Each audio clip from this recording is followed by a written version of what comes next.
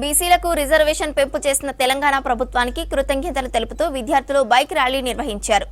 రాజేంద్రనగర్లోని professor Jayashankar Telangana రాష్ట్ర వ్యవసాయ విశ్వవిద్యాలయం, పివి నరసింహారావు వెటర్నరీ విశ్వవిద్యాలయం, కె కొండా లక్ష్మణ్ బాపూజీ హార్టికల్చర్ యూనివర్సిటీలు సంయుక్తంగా ఈ ర్యాలీని నిర్వహించాయి.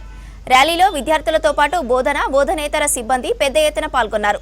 విద్యార్థులు తెలంగాణ ముఖ్యమంత్రి రేవంత్ రెడ్డి, ఉప ముఖ్యమంత్రి భట్టి విక్రమార్క, బీసీ మంత్రులకు ధన్యవాదాలు తెలిపారు. బీసీల సామాజిక, విద్య, ఆర్థిక అభివృద్ధికి 42% రిజర్వేషన్ పెంపు ఒక చారిత్రక నిర్ణయం అని, ఈ రిజర్వేషన్ పెంపు ద్వారా వెనుకబడిన వర్గాలకు మరిన్ని అవకాశాలు లభిస్తాయని వర్సిటీల ప్రతినిధులు తెలిపారు.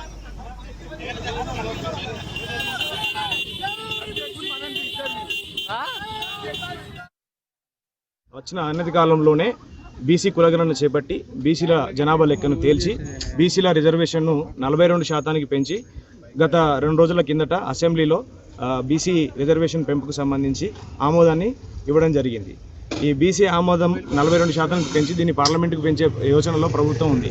సో ఈ బీసీ రిజర్వేషన్ పెంచినందుకు గాను ప్రొఫెసర్ జయశంకర్ తెలంగాణ యూనివర్సిటీ, కొండా లక్ష్మణ్ బాపూజీ హార్టికల్చర్ యూనివర్సిటీ, అదేవిధంగా పివి నరసింహారావు వెటర్నరీ యూనివర్సిటీ యొక్క విద్యార్థులు, నాన్ టీచింగ్ స్టాఫ్ ఆధ్వర్యంలో రేవంత్ రెడ్డి నేతృత్వంలోని ప్రభుత్వానికి ధన్యవాదాలు తెలపడం కోసం ఈరోజు ఉదయం 10:30కు ర్యాలీగా వెటర్నరీ యూనివర్సిటీ నుంచి అగ్రికల్చర్ యూనివర్సిటీలో ఉన్న జయశంకర్ స్టాచ్యూ వరకు ర్యాలీని నిర్వహించి జయశంకర్ సార్కి నివాళులు అర్పించి ఈ ర్యాలీ నిర్వహించడం జరిగింది. సో ఈ రిజర్వేషన్ పెంపుదలతో పాటు ఈ రిజర్వేషన్ పెంపుదలకు సహకరించిన ప్రభుత్వంతో పాటు వివిధ రాజకీయ పక్షాల్లో కూడా మేము ధన్యవాదాలు తెలుపుతున్నాం బీసీ సంఘాల తరపు నుంచి.